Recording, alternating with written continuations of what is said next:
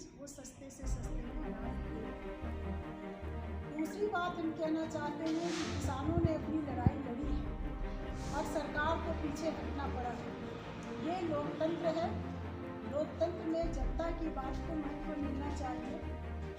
तो 16 दिसंबर आने वाला है, परसों 16 दिसंबर है। आप सब लोग जानते हैं कि 16 दिसंबर से शाहीन बाग में महिलाओं ने इस देश में बहुत बड़ा आंदोलन खड़ा किया था। जो CAA और NRC इस देश की सरकार लेकर आई, उस कानून को रद्द करने की मांग पर शाहीन बाग का आंदोलन 16 दिसंबर को शुरू हुआ। इस दिन हम लोग इस सरकार से मांग करेंगे और हम सरकार से उम्मीद करेंगे कि जिस तरह से उसने किसान विरोधी कानूनों को वापस लिया है, उसी तरीके से वो CAA और NRC का जो कानून है उसको वापस लिया। तीसरी बात जो मैं कहना चाहती हूँ, हमारे सामने इस देश के अंदर जिस तरीके से इस महंगाई में महिलाओं का जीवन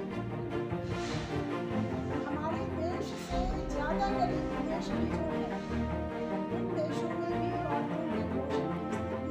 उनके स्वास्थ्य की स्थिति हमारे देश में महंगाई की वजह से आज महिलाओं का चूल्हा ठंडा पड़ता जा रहा है। इसलिए ये सरकार महंगाई बढ़ने पर और खास तौर पर जो गैस सिलेंडर आ गए गैस के नाम पर और उज्ज्वला योजना के नाम पर मोदी जी ने वोट मांगा और आज हालत ये है कि गैस सिलेंडर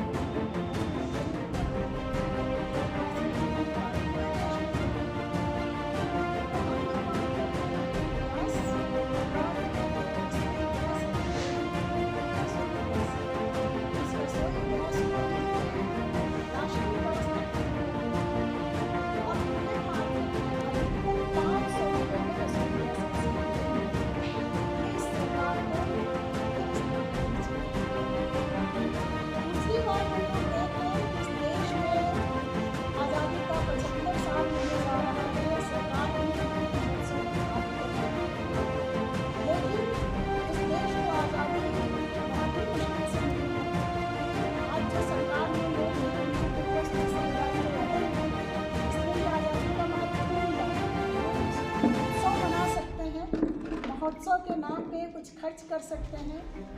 जो आज़ादी की लड़ाई में कुर्बान हुए लोग, जो हमारे लोग शहीद हुए, उन शहीदों को ये भले ही कुछ लोगों को अपना दिखाने की कोशिश करें, लेकिन सच्चाई यही है कि भाजपा के जो सबसे बड़े नेता माने जाते हैं, जिनको ये नायक बनाते हैं अपना सावरकर, उन्होंने 8-8 बार अंग्रेज़ों से माफ़ी मांगी थी। और ये माफ़ी मांगने वाले, अंग्रेज़ों की दलाली करने वाले जो इनके पूर्वज रहे हैं, वो आज सत्ता में बैठे हुए हैं। इसलिए ये आज़ादी के महत्व को नहीं समझते और ये भी नहीं समझते हैं कि इस आज़ादी के बाद जो इस देश में संविधान बना, जिस संविधान ने इस देश में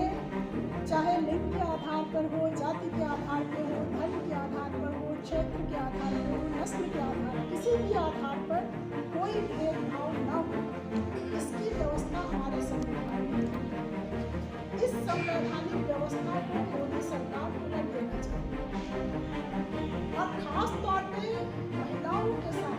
महिलाओं को बहुत ही मुश्किल से कुछ अधिकार मिले, लेकिन ये सरकार मनुस्मृति को अपना आदर्श किताब मानती है और शर्मनाक है कि अभी CBSE के एग्जाम में सवाल आ रहे हैं, महिलाओं को अपमानित करने वाले सवाल, मनुस्मृति के आधार पर इस देश में समाज को चलाने की कोशिश करने वाले सवाल बच्चों से पूछा जा रहा है। व्याख्या करो, बताओ इस बात को कि औरतों को आज़ादी देने से परिवार और समाज में परेशानी पैदा होती है। वो ये कह रहे हैं कि पत्नियां अपने पतियों की बात नहीं मानती, इसलिए नौकर और बच्चे बर्बाद हो गए। अगर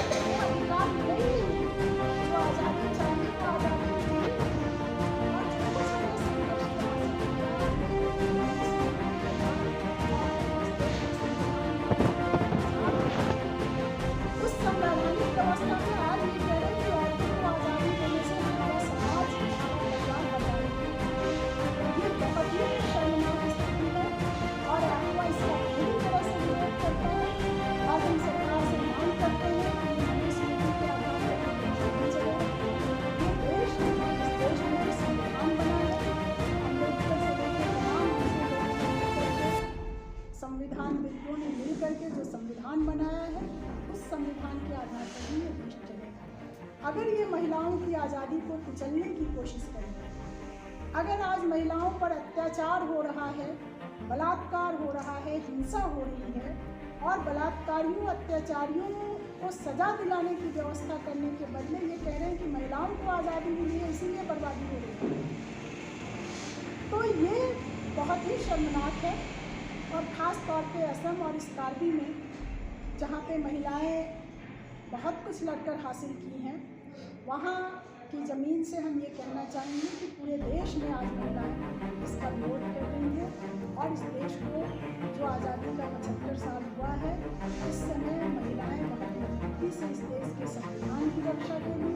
इस देश की आज़ादी की रक्षा के लिए